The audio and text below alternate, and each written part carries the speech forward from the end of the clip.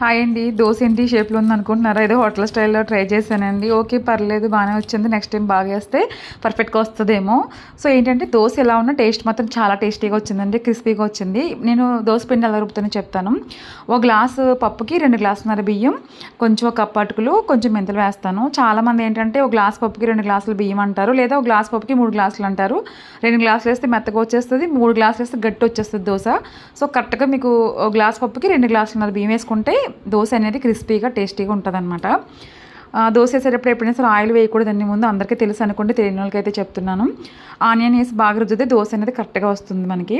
నాకైతే కారం దోశ తినాలనిపించింది, అందుకని కారం వేసుకున్నాను. ఇందులో మీరు కావాలంటే ఆనియన్స్ వేసుకోవచ్చు, లేదా ఆలు మసాలా కూడా దోశ వేసుకోవచ్చు కదా. సో నేను ఏదో షేప్ ట్రై చేద్దామని చెప్పి వేసాను. ఓకే, పర్లేదు, బాగానే వచ్చింది. ఇంకొకసారి వేస్తే పర్ఫెక్ట్గా వస్తుందేమో మేబీ. సో మీకు ఈ రెసిపీ నచ్చినట్లయితే తప్పకుండా సబ్స్క్రైబ్ చేయండి, లైక్ చేయండి. వేరే రెసిపీతో మళ్ళీ కలుద్దాం. Thank you.